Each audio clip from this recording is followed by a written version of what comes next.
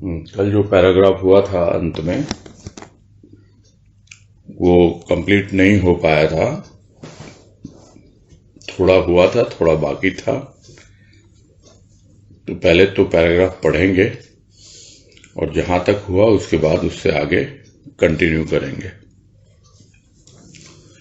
इसमें कहा गुरुदेव ने, क्या दूं?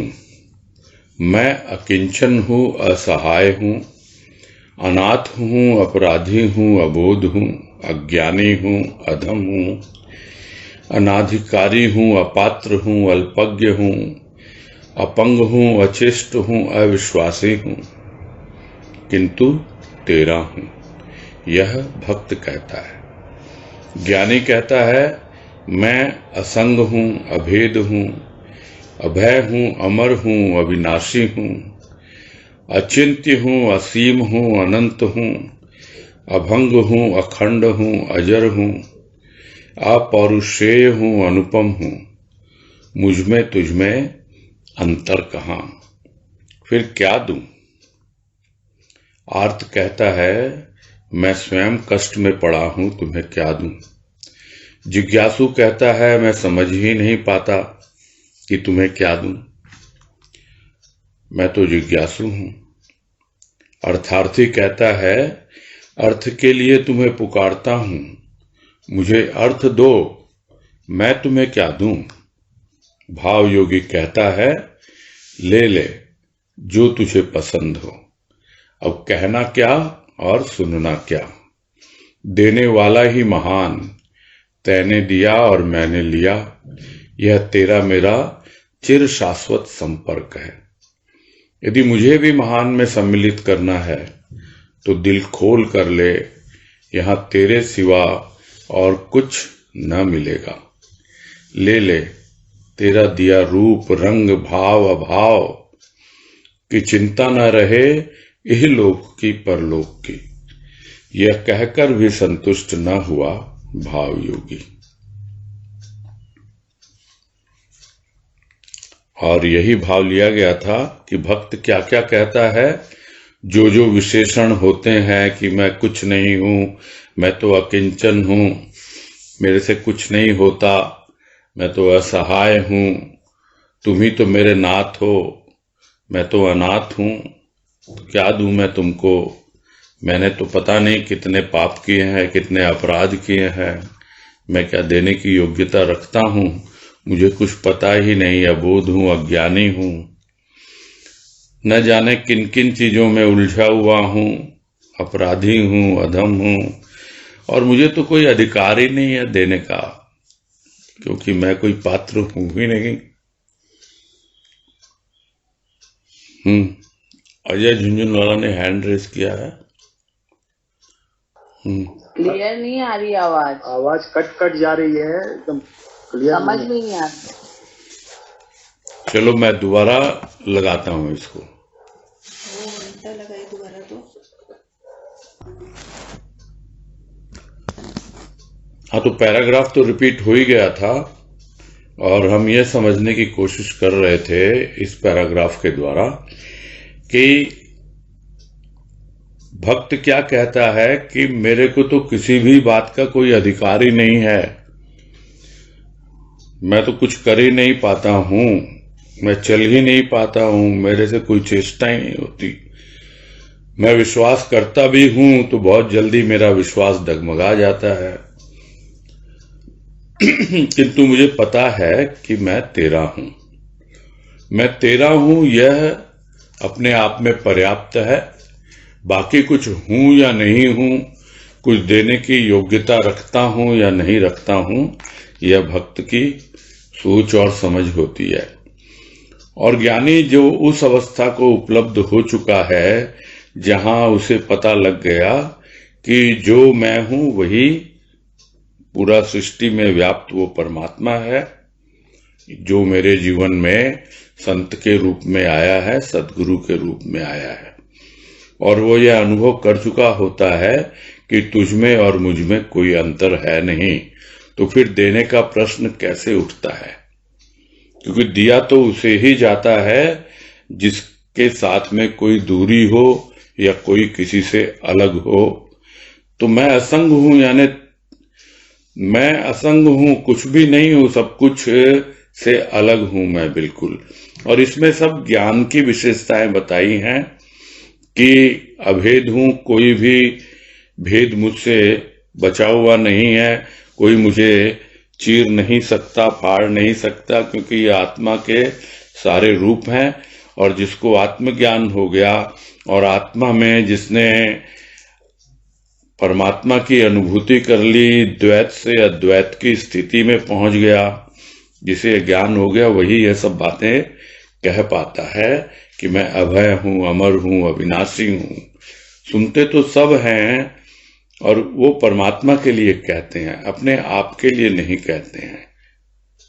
अचिंत्य हूं, असीम हूं, यानी कुछ भी मेरे बारे में कोई सोच ही नहीं सकता, चिंतन मनन तक नहीं कर सकता, क्योंकि जो भी चिंतन मनन करेगा वो भी सूक्ष्म का ही होगा, और मैं तो स्थूल और सूक्ष्म दोनों से ही परे हूं। परे हूं यानी मेरी कोई सीमा नहीं है, मैं असीम हूं, मेरा कोई अंत नहीं है, मैं अनंत हूं, मुझे टुकड़े नहीं किए जा सकते, मैं अभंग हूं, अखंड हूं, अजर हूं, यानी कभी मुझ पर काल का प्रभाव नहीं पड़ता है। काल का प्रभाव प्राणी को दुर्बल बनाता है, कमजोर बनाता है, और वो कभी भी उसके ऊपर जिसको हो जाता है, क्योंकि वो शरीर का बोध नहीं है। काल का प्रभाव स्थूल पे पड़ता है, सूक्ष्म पे पड़ता है, किंतु जो कालातीत है वही अजर है, अमर है, अभंग है, अनंत है, असीम है।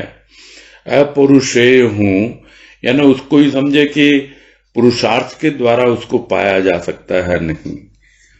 सब कुछ पाने के बाद समझ में आता है कि मैंने तो कुछ भी नहीं किया।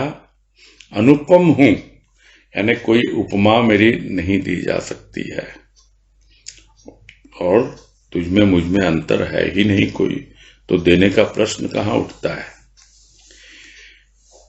फिर भक्तों की एक कैटेगरी होती है जिसे कहते हैं आर्त है, वो आर्त भक्त, यानी दुख में पुकारता है, दुख में याद करता है। तो स्वयं कष्ट में पड़ा हुआ है, वो तो उससे गुहार लगा रहा है, पुकार कर रहा है कि भाई मैं कष्ट में पड़ा हुआ हूं, मुझे तुम कष्ट से उबारो। तो ऐसा व्यक्ति कहता है मैं स्वयं कष्ट में हूं, मैं तुम्हें क्या दूंगा। जिज्ञासु कहता है कि अभी तो मैं जानने की कोशिश कर रहा हूं कि क्या मुझे देना चाहिए कि नहीं देना चाहिए, तो मुझे तो समझ में ही नहीं आ रहा है कि क्या दूं।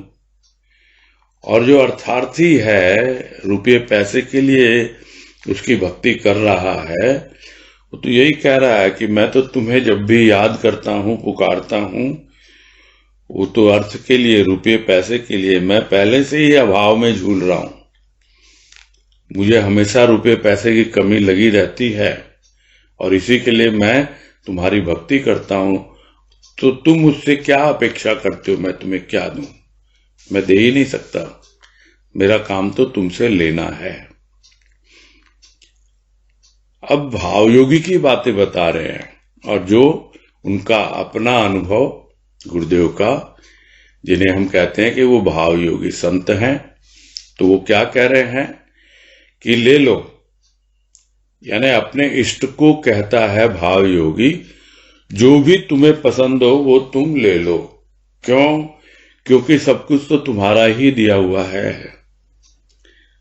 अब क्या तो मैं बोलूं कि क्या दूं, और क्या तुम बोलो कि ये दो, तो कुछ भी कहना सुनना नहीं है। अब देने वाला तू ही है, और तू ही प्रदाता है, तू ही महान है।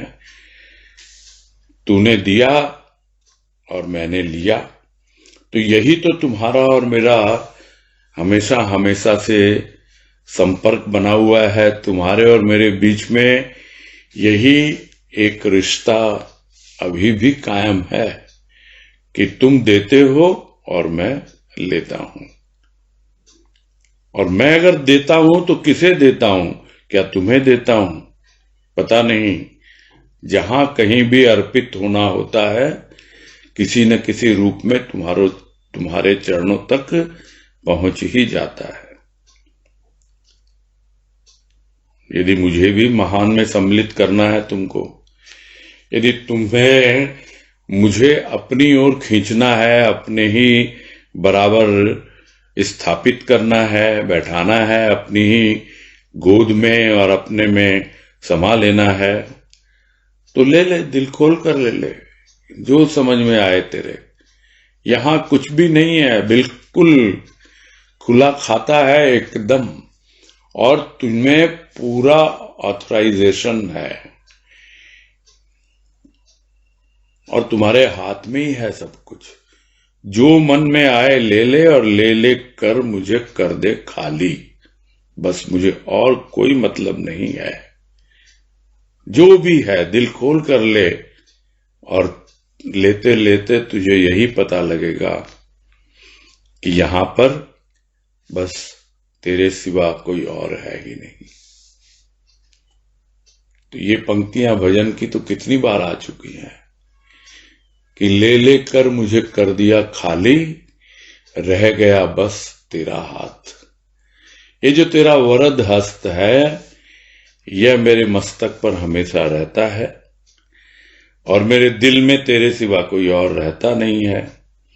जो कुछ भी तू लेना चाहता है ले ले, यहां पर तेरे सिवा कोई और है ही नहीं। ले ले, तुझे जो भी लेना है वो ले ले। ये रूप रंग भाव अभाव, ये सब कुछ तेरा ही तो दिया हुआ है। मुझे क्या रूप का अहंकार है, मुझे क्या और तरह तरह के रंग बिरंगे जीवन के खेलों से कोई सरोकार है? नहीं, किसी से कुछ लेना देना नहीं। सब कुछ तेरा दिया हुआ है। जब तक खेलने के लिए खिलौने दे रखे हैं, खेल रहा हूं। ले लेगा खिलौने तो ले ले, मुझे क्या मतलब है। जो तेरे मर्जी आए वो सब कुछ तू ले ले। अभाव भी ले ले, भाव भी ले ले, मुझे कुछ नहीं चाहिए। बस ये रहे, इहलोक परलोक की कोई चिंता न रहे कि मेरे अगले मुहूर्त मुझसे क्या होने वाला है, कि मैं इस संसार में, इस लोक में सशरीर उपस्थित रहूंगा कि नहीं रहूंगा, और जाऊंगा तो कौन से लोक में जाऊंगा। न तो इस संसार की मुझे चिंता हो और न उस संसार की जहां मैं जाऊंगा। सब कुछ ले ले तू। और इतना कुछ कहकर भी संतुष्ट नहीं होता है भाव योगी। क्या क्या कहे, क्या क्या समझाए, क्या क्या बोले, ये तो मन के भाव विचार है, हृदय के उद्गार हैं, जो वो अपने इष्ट के सामने रख रहा है। आगे कह रहे हैं, योग अनेक किंतु भाव योगी बहुत कम। क्यों? भाव सबको कहां प्राप्त? भक्ति ही अति अल्प को प्राप्त होती है। भाव तो अल्पाति अल्प को ही प्रदान किया जाता है। भाव वाला कभी प्रेमाकुल, कभी स्वयं में लीन, कभी अटपटी बातें कहता, कभी गूढ़ाति गूढ़। लोग उसे पागल ही कहते हैं। उसका पागलपन भी अनोखा होता है। वस्तु तथा पदार्थ का वह अभिलाषी नहीं। अंतःकरण की चारों वृत्तियों का प्रभाव उस पर देखा नहीं जाता। विलक्षण है उसकी अनुभूति, जहां साकार निराकार का प्रश्न नहीं। स्वयं में मस्त, स्वयं में पूर्ण। कभी कहता है क्या दूं, कभी कहता है क्या लूं, कभी कहता है ये लेन देन कैसा। तू मुझसे पृथक नहीं तो ये लेन देन कैसा। यह तो अन्य भक्तों के लिए है, जिन्हें तुमने 4 विभागों में विभक्त कर रखा है। यहां तो भाव है, पसंद है तो ले, अन्यथा स्वयं का स्वयंवर है। निर्वाचन नहीं, अर्चन है, वंदन है स्वयं का। मूर्ति बनाकर पूजूं, संसार को दिखलाऊं कि मैं भक्त हूं। मैं हूं, भक्त हूं, यह कहते कहते मेरा कंठ अवरुद्ध होता है। तू मेरा है, यह भी कहते नहीं बनता। तू क्या है और मैं क्या हूं, यह तुम में छिपा हुआ है, जिसे तम आवृत वृत्तियां समझ नहीं पाती। तू महान प्रिय के लिए लघु रूप में आया, मैं की मात्रा अंतर्निहित हुई, तू मैं तुम बना। यह रहस्य भी रस बन जाता है भाव योगी के लिए। तुमको भजना तो स्वयं का ही भजन है, विद्या नहीं, बुद्धि नहीं, अटपटी बातें जिन्हें सुनकर कुछ हंसते हैं, कुछ आश्चर्य करते हैं। किसका अभिमान जब भान ही नहीं तू का मैं का। योगी योग में लगे, भाव योगी तो बह गया भाव में। अब लेन देन की कथा कौन कहे।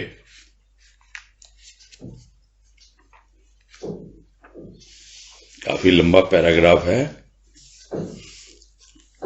लगभग 1 पेज से ऊपर ही है, किंतु बातें बहुत ही स्पष्ट ढंग से गुरुदेव ने लिखी हैं कि कहने को तो अनेक प्रकार के योग होते हैं,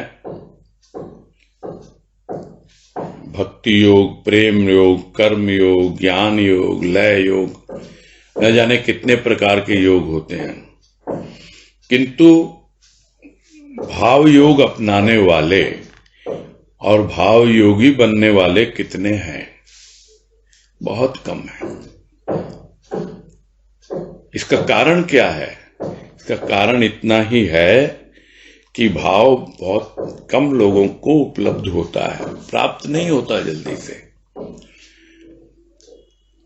भक्ति में लगे हुए हैं, भक्ति कर रहे हैं, भक्ति योग है उनका, हो सकता है उसमें प्रेम भी हो, किंतु भाव बहुत कठिन। भक्ति बहुत कम लोगों को मिल पाती है, वास्तविक भक्ति, सच्ची भक्ति, निस्वार्थ भक्ति, और उनमें से बहुत ही गिने चुने होते हैं, अल्पाति अल्प होते हैं, जिनको भाव प्रदान किया जाता है। यहां गुरुदेव इस बात पे जोर दे रहे हैं, सबको कहां प्राप्त नहीं होता। कोई आपको देगा, दाता, वो प्रदाता, वो भाव योगी संत, तभी भाव मिलता है, तभी भाव की अनुभूति होती है, और वो अति अल्प को प्रदान किया जाता है। तो सर्वप्रथम पात्र गढ़ा जाता है, योग्यता अर्जित की जाती है, और धीरे धीरे जब देख लेते हैं कि हाँ भाई ये पात्रता सही है, तब गुरुदेव भाव की उस अवस्था तक पहुंचाते हैं जिसका वर्णन यहां कर रहे हैं।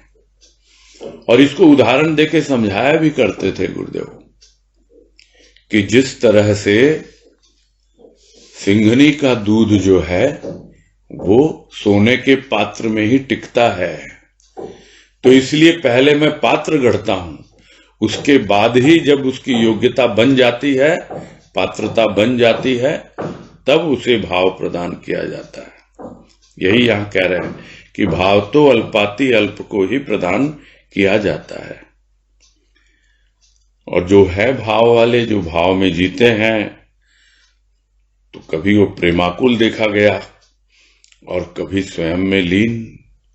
प्रेमाकुल यानी विरह में, वियोग में प्रेम की अनुभूति हो रही है, मिलन की अनुभूति भी हो चुकी है, किंतु कभी उसे लगेगा कहां गया वो, कहां गया। तो ये एक भक्ति का रूप बनता है, और जब वो स्वयं में लीन हो जाता है, तब अपने आप में पाता है कि अरे मैं किसे ढूंढ रहा था, वो तो मैं ही हूं। तो यह उसके लिए ज्ञान का रूप बन जाता है।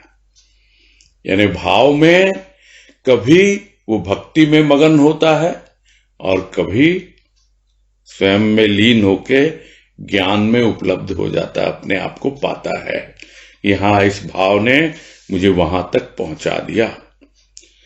और जब कभी वो भाव विवल होता है तो कुछ ऐसी बातें करता है जो लोगों को समझ में ठीक से नहीं आती, अटपटी बातें होती हैं। बोला अरे ये कोई है, अरे तुम भाई संसार में रहते हो, दुनियादारी सीखो, घर परिवार में हो, तुम ये सब बातें करोगे तो कैसे जीवन यापन करोगे? किंतु वो उन सब चीजों के बारे में सोचता ही नहीं। वो बातें लोगों को अटपटी लगती हैं और कभी ऐसी गंभीर और गूढ़ बातें कह देता है। तो जो अटपटी सी बातें होती है वो प्रेम विभोर होकर या प्रेमाकुल होकर के उसके मुख से निकलती हैं, और जब स्वयं में लीन होकर के कुछ आता है अंदर के गहराई से निकाल के, कुछ ऐसे भाव विचार अपना अनुभव, तो बड़े ही गूढ़ प्रतीत होते हैं। गूढ़ ही नहीं, गूढ़ाति गूढ़, यानी गूढ़ से भी गूढ़। जिस तरह अल्पाति अल्प, यानी अल्प से भी अल्प, कम से भी कम लोगों को प्रदान किया जाता है भाव, उसी प्रकार जो कुछ ऐसी बातें होती हैं जो न कहीं किताबों में मिलती है, ग्रंथों में मिलती है, और उनका इतना गूढ़ अर्थ होता है कि साधारण प्राणी समझ ही नहीं पाता है, तो लोग उसे पागल ही कहते हैं, क्योंकि न तो उनकी बातें समझ में नहीं आती। अरे कभी तो तू ऐसा, कभी तू ऐसा, क्या हो गया तुझे? किंतु उसका पागलपन साधारण पागल जैसा नहीं होता है कि जो पागलपन में प्रलाप करता है, उल्टी सीधी बातें बकवास करता है और अंट कुछ भी बोलता रहता है। वो पागलपन नहीं है। उसका पागलपन बड़ा ही अनोखा होता है। यानी वो बातें कहेगा तो कभी तो एकदम अटपटी सी लगेंगी और कभी बड़ी गंभीर और गूढ़ लगेंगी, और लोग समझ नहीं पाते तो बस उसे पागल की संज्ञा दे देते हैं। जिस तरह रामकृष्ण परमहंस को लोग कहा करते थे, और नाम प्रसिद्ध हो गया उनका, पागल ठाकुर, कि ये पागल है ठाकुर, इसको तो मिर्गी का रोग लगा हुआ है। वो मिर्गी का रोग क्या बोलते हैं? उसको बोलते हैं कि जब उनको भाव अतिरेक हो जाता था, इतना भाव में वो हो जाते थे, संभाल नहीं पाते थे अपने आप को, और बिल्कुल झटके से जमीन पे गिर जाया करते थे, तो लोग समझते थे मिर्गी का रोग लगा हुआ है। तो जो समझ नहीं पाता वो तो यही समझेगा कि ये तो पागल है और इसे मालूम नहीं कौन सा रोग लगा हुआ है, किंतु अनोखा होता है उनका पागलपन। क्यों? क्योंकि वस्तु और पदार्थ का वो अभिलाषी नहीं होता। जो साधारण प्राणी होते हैं, किसी न किसी वस्तु के पीछे, धन दौलत के पीछे, या कुछ और नहीं तो ये कर लूं, वो कर लूं, वो उन सब चीजों के पीछे जाता ही नहीं। उसे अगर कुछ अभिलाषा होती भी है भाव की प्रारंभिक अवस्था में, तो एकमात्र भाव की ही अभिलाषा होती है कि ये भाव जल्दी से जल्दी मुझे उस गहराई तक ले जाए, उस गहनता तक ले जाए, उस गंभीरता तक ले जाए, ताकि तुम्हारी गूढ़ से गूढ़ बातें भी समझ में आ पाए। यह तो उसकी कृपा पर ही निर्भर करता है। अन्यथा साधारण प्राणी तो वस्तु और पदार्थ पर ही अपने जीवन, उसी की अभिलाषा रख के उसके पास आता है और विचार ही नहीं करता कि वह भाव योगी संत है, वो भाव का प्रदाता है।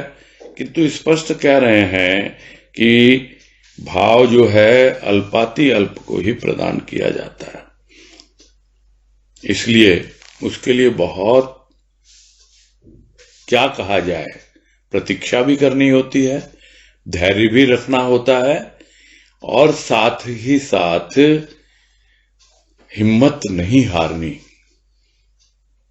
जो वाणी में कहते हैं गुरुदेव कि यह मार्ग धीरों का है, वीरों का है, अधीरों का नहीं। ऐसा है ये मार्ग। वाणी तो और भी है लंबी, इससे आगे उसका सार यही है कि धीरज भी होना चाहिए और हिम्मत हौसला भी होना चाहिए, नहीं तो बहुत जल्दी हतोत्साहित हो जाते हैं। इतने दिन से सत्संग कर रहे हैं, इतना कुछ कर रहे हैं, गुरुदेव हम भी तो चाहते हैं हमें भाव मिले, लेकिन मिलता ही नहीं है। तो यही समझना चाहिए कि अभी भी हमारे भीतर में वस्तु और पदार्थ की अभिलाषा कहीं न कहीं छिपी हुई है। अंतःकरण की चारों वृत्तियों का प्रभाव उस पर नहीं देखा जाता। चारों वृत्तियां यानी मन, बुद्धि, चित्त, अहंकार में जो भी वृत्तियां होती हैं, क्योंकि वृत्ति से ही प्रवृत्ति बनती है और प्रवृत्ति से प्रकृति होती है। मन की अपनी प्रकृति है, बुद्धि की अपनी है, चित्त और अहंकार की अपनी अपनी है। तो ये चार प्रकार के जो सूक्ष्म के उपादान हैं वो अलग अलग प्रकार की वृत्तियों से संचालित होते हैं और उन चारों प्रकार की वृत्तियों का प्रभाव उस पर नहीं देखा जाता, क्योंकि वो तो उस अवस्था को पहुंच चुका है जहां पूरी तरह से वो भावमय हो चुका, भाव के द्वारा स्वभाव तक चला गया और अब भाव ही उसका स्वभाव बन गया है। तो यह उसके बाद की अवस्था है और भाव योगी संत की अवस्था है, जिसका वर्णन गुरुदेव यहां कर रहे हैं। तो वृत्तियों का प्रभाव उस पर नहीं देखा जाता और उसकी अनुभूति क्या है, बड़ी विलक्षण है। वो साकार निराकार के फेर में उलझता ही नहीं है, क्योंकि वो सब कुछ उसने देख लिया, सुन लिया, समझ लिया। तो उसके लिए साकार निराकार का प्रश्न है ही नहीं, सगुण निर्गुण का भी कोई प्रश्न नहीं है। वो तो इन सब का हल ढूंढ चुका, इनसे परे जा चुका। वो तो अपने आप में मस्त है, स्वयं में मस्त, स्वयं में पूर्ण। अपने भीतर ही उसे अपनी पूर्णता का बोध हो चुका है और वो उसी में मगन रहता है, उसी में मस्त रहता है। फिर भी कभी कभी कह देता है क्या दूं, और कभी कह देता है क्या लूं। कभी कहता है ये लेन देन कैसा, क्या मतलब, क्योंकि उसकी बातें बड़ी अटपटी होती हैं। क्या दूं भाई तुमको और क्या लूं मैं तुमसे। तो फिर बोलता है अरे लेने देने की बात ही कहाँ है, सब कुछ तो तेरा ही है और जो कुछ तेरा है वो मेरा है। तो फिर लेने देने की बात कहां से आती है, क्यों? क्योंकि तुम उससे अलग है ही नहीं। तो लेन देन कैसा है यहां पर? यह लेन देन तो अन्य प्रकार के भक्तों के लिए है, जो तुमने चार श्रेणियों में विभाजित कर रखे हैं, जो गीता में बताया और थोड़ा सा वर्णन पहले भी किया गुरुदेव ने यहां, कि वो चार प्रकार के भक्त होते हैं, आर्त, अर्थार्थी, जिज्ञासु, ज्ञानी। और इस पर हम लोग कई बार चर्चा कर चुके हैं। तो जो चार प्रकार के भक्त हैं, भगवान तो उसमें कहते हैं श्री कृष्ण गीता में कि इनमें ज्ञानी ही मुझे सबसे प्रिय हैं। किंतु गुरुदेव यहां क्या कह रहे हैं? ये कह रहे हैं यहां तो भाव है, पसंद है तो ले, यानी मुझे तो भाव ही पसंद है। अब उस भाव में कभी हो सकता है आर्त हो जाए, कभी अर्थार्थी हो जाए, कभी जिज्ञासु, कभी ज्ञानी, और न भी हो। वो तो भाव में मगन अटपटी बातें करता है और बड़ी गूढ़ बातें भी कभी प्रकट हो जाती हैं। ये तुमने विभाजित कर रखा है चार भागों में, यहां तो एक ही है, वो है भाव। भाव पसंद है तो ले लो भाई तुम, मेरे पास तो वही है देने के लिए। और अगर नहीं पसंद कोई बात नहीं, या तो अपने ही अपना वर्ण करना है, स्वयं का स्वयंवर है। ये तो ऐसा विवाह है कि यहां कौन गवाह, जो वाणी में कहा गुरुदेव ने एक वाणी में कि वाह विवाह कौन गवाह, स्वयं का परिचय कौन दे।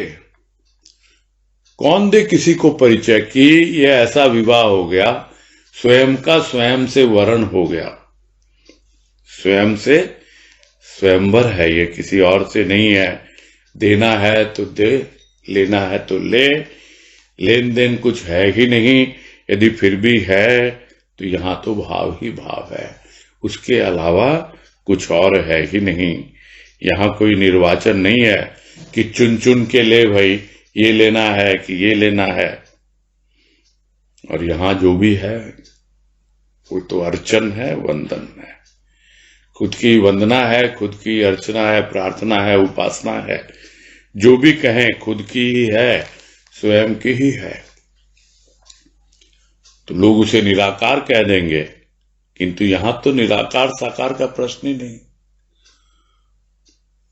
वो तो भीतर ही भीतर अपने आप होता रहता है। मैं तो कुछ करता ही नहीं, यहां है। वो है का मतलब क्या? मैं नहीं कर रहा, प्रकृति करती है अपने आप। और ये सब बातें प्राकृतिक भजन में अच्छे से समझा दी गुरुदेव ने कि जो प्राकृतिक भजन से संलग्न हो जाता है, जुड़ जाता है, उसे तो भजन भी नहीं करना पड़ता, अपने आप ही उसका भजन होता रहता है, अपने आप ही अर्चन वंदन होता रहता है। किसका? जो भीतर बैठा हुआ पुरुष यानी स्वयं, उसका अपने आप ही सब कुछ होता रहता है। अब मैं क्या करूं भाई? क्या तुम्हारी मूर्ति बना के पूजूं? संसार को बताऊं, दिखलाऊं सबको कि मैं तुम्हारा भक्त हूं? अरे मैं हूं, मैं कुछ हूं, और वो भी भक्त हूं। क्या कह पाऊंगा मैं? ये बोल नहीं पाता है जब भाव में इतना डूबा रहता है।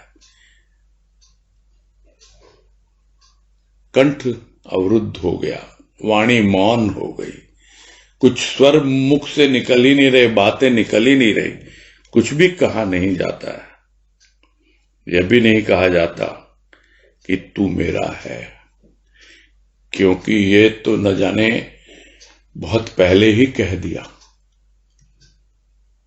कि जो तू सुनना चाहता था कि दो शब्द सुना जा, बड़े प्यारे हैं, मैं तेरा हूं।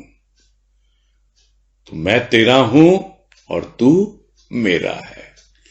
बस यही तो तेरा मेरा शाश्वत संबंध है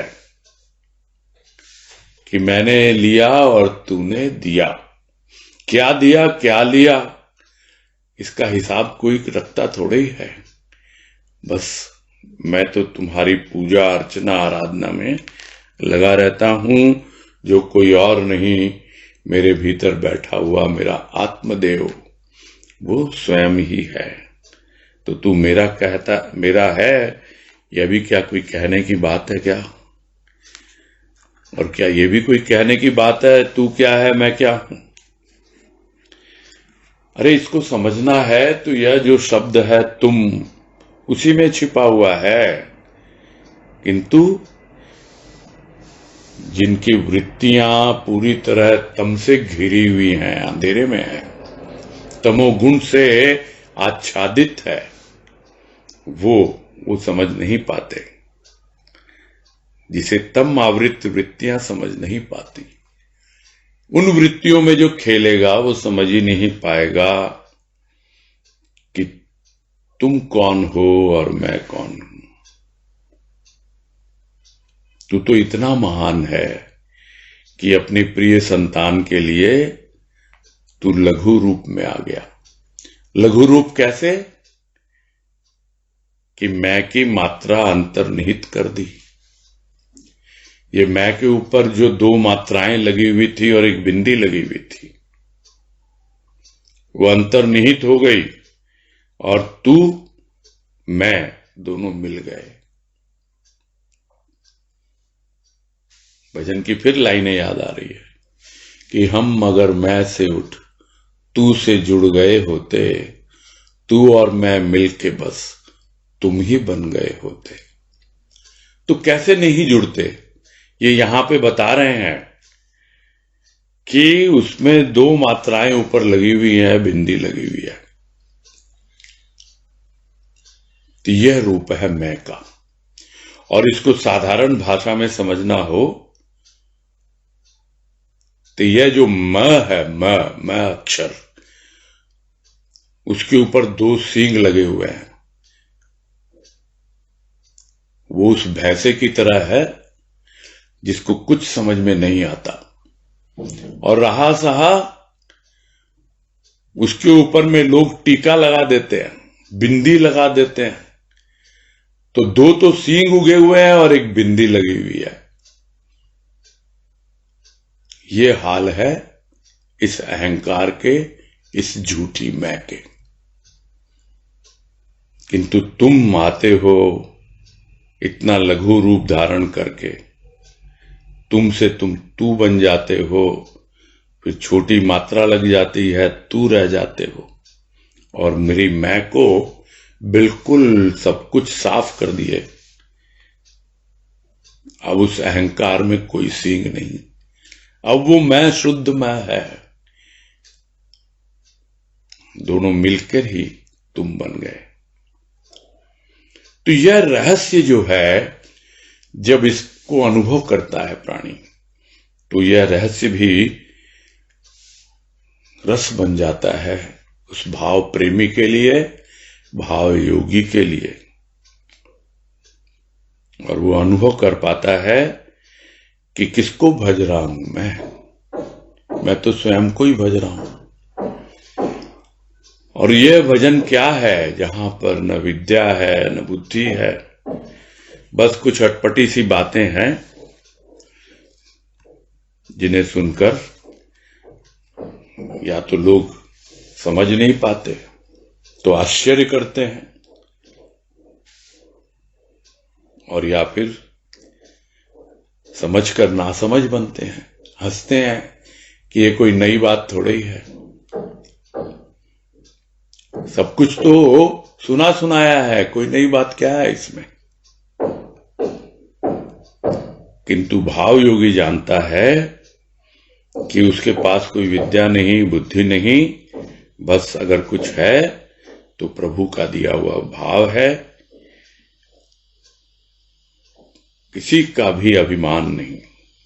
तो अभिमान कैसे आएगा जब भान ही नहीं, न तो तू का भान और न मैं का भान, कि मैं हूं कि मैं तू हूं, कि तू मैं हो या फिर क्या हो। मगन है वो तो अपने आप में। तो जितने भी योगी हैं वो लगे हुए हैं योग में। भाव योगी को कोई जरूरत ही नहीं है, वो तो भाव में बहता रहता है, भाव में मगन रहता है, भाव में डूबता है, उतराता है, अपनी मस्ती में ही रहता है। और फिर उससे कोई बोले कि भाई क्या लूं क्या दूं, ये लेन देन की बात ये कौन कहे। तब लेन देन की बात आई कहां से, कौन कहे ये कथा। आगे कह रहे हैं, क्या दूं का प्रश्न कुछ जटिल है। प्राणी प्राण प्राप्त करता है प्राणदाता से। यदि यह प्राण भी अर्पित कर दे प्राणदाता को, तब भी देना कहां, लौटाना ही कहलाएगा। प्राणों में बसा ले दाता को, वह कार्य भी सरल नहीं। सद्गुरु की कृपा यदि प्राप्त हो तो यह संभव हो सकता है, किंतु स्वार्थी संसार में सद्गुरु का दर्शन ही दुर्लभ। जहां उपदेशक ही अनेक हैं, वहां सद्गुरु कहलाने वाले मिल सकते हैं। सच्चा सद्गुरु प्राप्त होना अनेक जन्मों की साधना ही सहायक हो सकती है। अनेक जन्म की मान्यता भी सभी धर्मों में नहीं पाई जाती।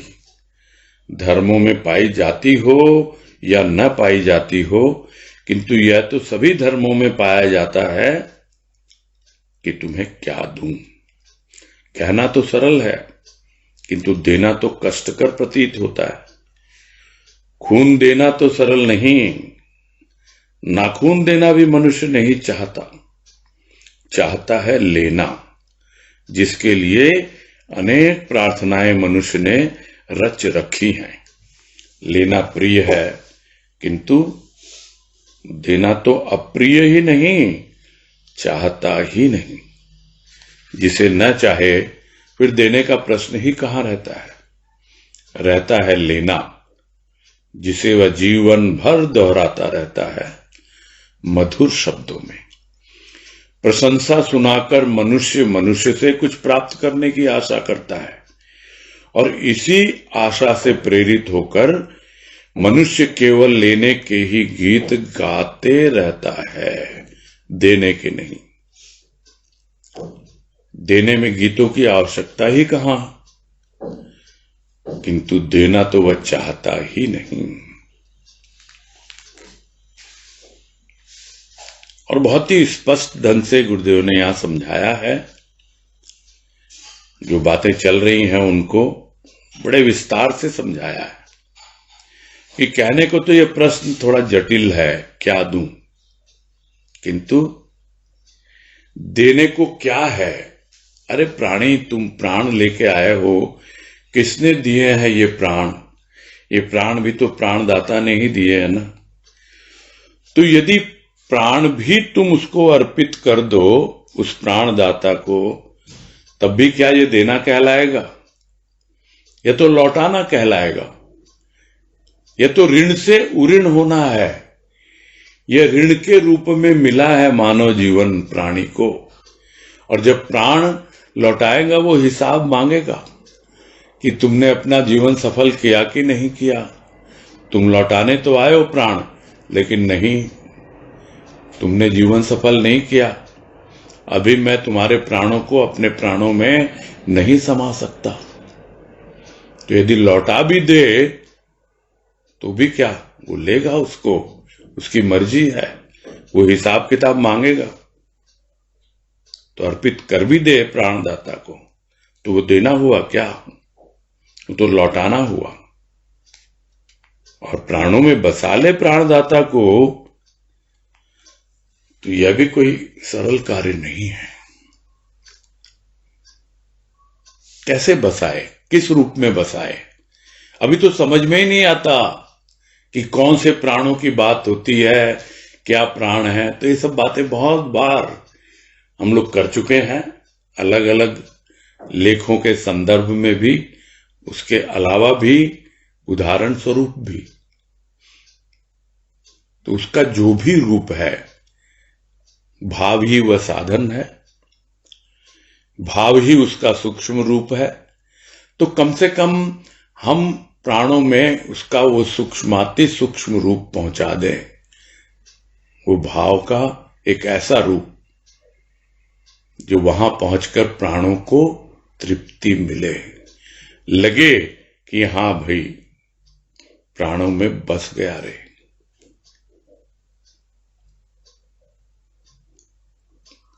आंखों में बसने को तो कहते हैं लोग कि मेरी आंखों में बस गया कोई रे, मुझे नींद ना आए मैं क्या करूं। किंतु प्राणों में जिस दिन बस जाएगा ना, उस दिन ऐसा लगेगा कि बिल्कुल किसी ने प्राण निचोड़ के रख दिए हो, कुछ बचा ही नहीं, अब तो बस प्राण निकलने ही वाले हो। इस अवस्था के लिए जब तक प्राणी तैयार नहीं होता, तब तक समझना नहीं चाहिए कि उसने प्राणों में उसे बसा लिया है। इसीलिए गुरुदेव कह रहे हैं सरल कार्य नहीं है ये। हाँ, सद्गुरु की कृपा प्राप्त हो तो यह संभव है, किंतु कहां मिलता है सद्गुरु ऐसा। इसीलिए हम लोग बार बार कहते हैं कि हमारे अहो भाग्य हैं, न जाने पूर्व जन्म के कैसे संस्कार रहे या क्या भाग्य का रूप बना, हमारा सौभाग्य जागा और हमें ऐसा भाव योगी संत सद्गुरु के रूप में मिला। बाहर जब ढूंढने जाए तो स्वार्थी संसार में सद्गुरु का दर्शन ही दुर्लभ है। और ये गुरुदेव का अपना अनुभव है, बहुत ढूंढा है उन्होंने, भाव उनके पास था, किंतु सच्चा सद्गुरु नहीं मिला, वो बाबा के रूप में मिला। तब उन्हें पता लगा कि यहां पर तो पूरा स्वार्थी है संसार, सब उपदेशक हैं, कहने को तो है वो सद्गुरु, कहलाने के रूप कहने को लिए कहलाते हैं सदगुरु, किंतु वास्तव में सदगुरु नहीं है। सदगुरु यानी सच्चा सदगुरु यदि मिल जाए किसी को तो समझना चाहिए न जाने कितने जन्मों की मेरी साध थी जो मुझी पूरी हुई, और अब जो भी मेरी साधना है अनेक जन्मों की वो मुझे आगे बढ़ाएगी।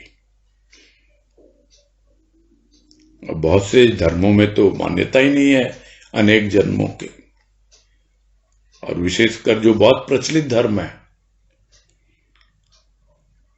क्रिश्चियनिटी में नहीं है, इस्लाम में नहीं है, यानी न तो मुसलमान मानते हैं और न ईसाई मानते हैं पुनर्जन्म को, या कि अनेक जन्म लेके आए हो तुम, नहीं माना जाता वहां। भाई माना जाता हो या ना माना जाता हो, किंतु यह तो प्राय सभी धर्मों में पाया जाता है कि लोग कहते हैं मैं तुम्हें क्या दूं। चाहे वो किसी भी धर्म को मानता हो, किसी भी धर्म का अनुयायी हो, जरूर कहता है कि ऐ खुदा मैं तुझे क्या भेंट करूं। चाहे वो बोलेगा जीसस मैं तुम्हें क्या प्रेजेंट करूं, क्या गिफ्ट दूं, कुछ भी देगा। नाम देने की भावना तो है, क्या दूं प्रश्न करता ही है, भले ही धर्म कोई भी हो। तो ये सब बातें कहने में बड़ी इजी लगती हैं, किंतु जब देने चलता है, अगर कोई बोल ही दे कि भाई क्या देना है, दे देना अपना जीवन, तैयार है उसके लिए? नहीं, बिल्कुल नहीं। बोले मैं तुझे लेने आया हूं, जाने को तैयार है मेरे साथ, बोले ये काम बाकी, अभी तो वो काम बाकी। कितनी ऐसी घटनाएं सुनने देखने को मिलती हैं। बहुत कष्टकर है कुछ भी देना। तो खून देना ही सरल नहीं, और नाखून देना तो कोई चाहता ही नहीं। नाखून भी नहीं देना चाहता, खून देना तो बहुत दूर की बात है। तो इसलिए कहना तो आसान है, करना बहुत कठिन है। तो आज यहीं पूरा करते हैं। प्रारंभ में थोड़ा व्यवधान हो गया था, अभी भी ये पैराग्राफ थोड़ा बाकी है, कल आगे करेंगे इसको। सॉरी, कल तो ब्रेक ले रहे हैं। हाँ, कल बाबा दूज है। सबकी सुविधा असुविधा देखते हुए और भी जगह आयोजन है, तो उसके आधार पर कल हम ब्रेक लेंगे, परसों कंटिन्यू करेंगे इसको। तो अभी पूरा करते हैं।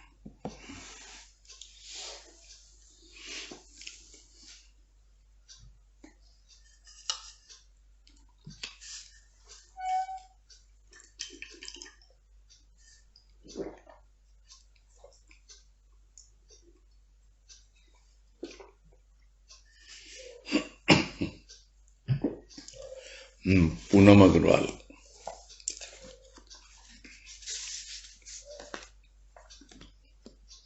प्रणाम भैया। हाँ नमस्कार, हरिओम बोलिए। भैया। हाँ बोलिए, हरिओम।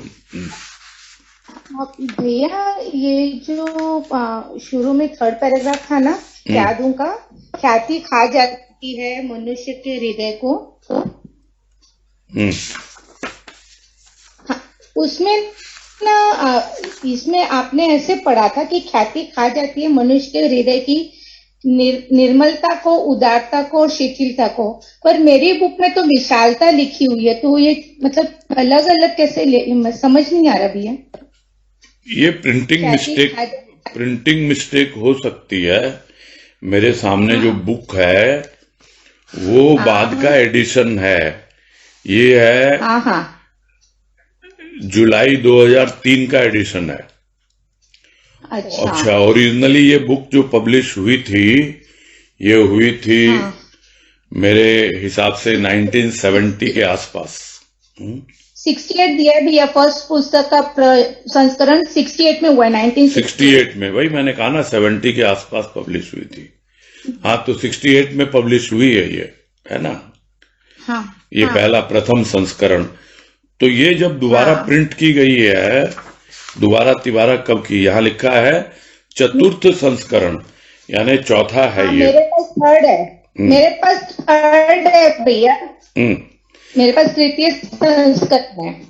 कोई बात नहीं है, चाहे वो शिथिलता हो चाहे विशालता हो। हम्म, अच्छा, हाँ जो लिखा है उसी को। शिथिलता क्या होती है, उसका भाव हमने लिया था कि जो रिलैक्स होता है, थोड़ा शांत रहता है, हृदय की शांति को खा जाती है वो। जो भक्ति में लगता है तो उसके हृदय में निर्मलता होती है, उसके हृदय में उदारता होती है, और वो हृदय उसका एकदम शांत रहता है। यहाँ शिथिलता का ये भाव लिया गया था। अब अगर विशालता है तो विशालता तो आएगी, अपने आप ही आएगी, भक्त के हृदय में विशालता आ जाएगी। तो जो लिखा है हम तो उसी का भाव लेंगे ना। बराबर। क्योंकि ये अगर और दूसरे चीजों से रिलेटेड होता तब तो समझ में आता ना कि प्रिंटिंग मिस्टेक है। जैसे पहले आया था एक लेख में विसर्जन वाले के ऊपर, कली वाले में, कलिया में, कि वो सभा का विसर्जन, वहां लिखा हुआ था समा का विसर्जन, तो वो समझ में आ रहा था कि ये प्रिंटिंग मिस्टेक है। तो जहां समझ में आ जाता है कि ये प्रिंटिंग मिस्टेक है तो वहां तो करेक्ट कर ही दिया जाता है। बहुत बार एकदम इंडिपेंडेंट है ना वो, उससे कोई रिलेशन नहीं है। हाँ, इसलिए वो भाव लिया गया था। अच्छा, ठीक है ना। हाँ, हरिओम भैया। हाँ, हरिओम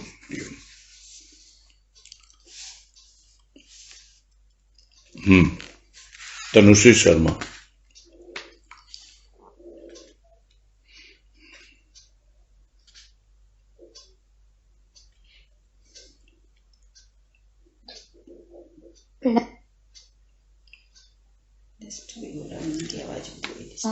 बोलो। प्रणाम भैया। हाँ बोलो। ये बात आई कि भाव प्रदान किया जाता है, प्राप्त नहीं किया जाता। भक्ति तो मतलब प्राप्त हमको होती कितना भी- है। यहाँ जो गुरुदेव ने लिखा उसी को समझ रहे हैं हम, कि भक्ति ही अति अल्प को प्राप्त होती है। तो भक्ति जो है वो प्राप्त की जा सकती है, किंतु भाव सबको प्राप्त नहीं होता है। वो भक्ति में लगे रहेंगे, हो सकता है उनके भीतर प्रेम भी उमड़ता हो, और ज्यादातर लोग तो कर्म कांड ऊपरी भक्ति में ही लगे रहते हैं। भावपूर्ण ढंग से भक्ति करना वो तो दाता की देन है, और बहुत कम लोगों को ही वो भाव प्रदान किया जाता है। यहां तो यही कह रहे हैं गुरुदेव। तो क्या समझना आपको? मतलब कितना भी पुरुषार्थ व्यक्ति कर ले, भाव वो प्राप्त नहीं कर सकता। उसकी कृपा, आप अपने ऊपर पूरी कृपा कर लो, अपना पुरुषार्थ कर लो, बाकी उस पे छोड़ दो। उसकी कृपा होगी अपने आप मिलेगा, नहीं होगी तो नहीं मिलेगी। आपको तैयार कर रहा है, वो पात्र तैयार कर रहा है। वो बात भी आई थी कि अभी इसकी पात्रता तैयार हुई नहीं है तो वो देता नहीं है। जब तक पात्र तैयार नहीं हो जाएगा वो देगा नहीं। और पात्रता के लिए क्या करें? उसी के लिए तो कर रहे हैं ना जो कुछ भी कर रहे हैं। हम ये ना समझे कि सब व्यर्थ जा रहा है। व्यर्थ कुछ भी नहीं जाता है, कुछ भी व्यर्थ नहीं जाता। जो कुछ भी हम कर रहे हैं वो बिल्कुल काम में आता है। आज नहीं तो कल, कल नहीं तो परसों, और परसों नहीं तो बरसों जरूर आता काम। समय लग सकता है किंतु वो निरर्थक नहीं है, सार्थक है। उसका अवश्य ही किसी न किसी रूप में हमें अनुभव मिलता है समय पाकर। भाई मेरा अनुभव तो यही है। हाँ जी, मेरा यही अनुभव है। हाँ, अच्छा, ठीक है भैया। हाँ, प्रणाम। हरिओम। हरिओम हरिओम। हाँ, भारती गुप्ता।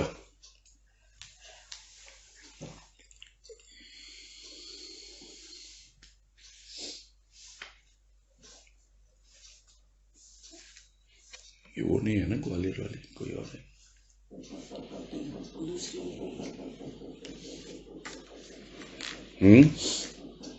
अनम्यूट करो भाई। भैया जी करती हूँ अनम्यूट तो। हाँ तो उनको बोलो करेंगे अनम्यूट। नहीं आता क्या, या नहीं हो रहा अनम्यूट उनसे? पता नहीं भैया जी। भारती जी आपका अनम्यूट कीजिए।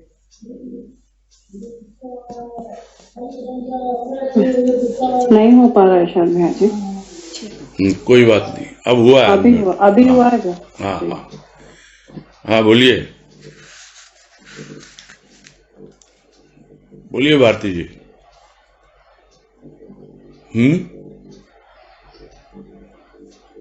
क्या गलती से हो गया क्या? हैंड रेज गलती से हो गया? हेलो। हाँ बोलिए बोलिए। हाँ हरिओम। मुझे पता नहीं, हो गया, वो गलती से हो गया होगा। अच्छा अच्छा, ठीक है, ठीक ठीक ठीक है, पूरा करते हैं।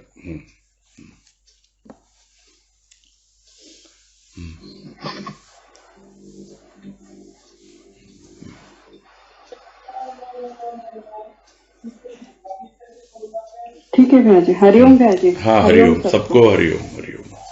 हरिओम, सबको हरिओम। हरिओम हरिओम हरिओम हरिओम।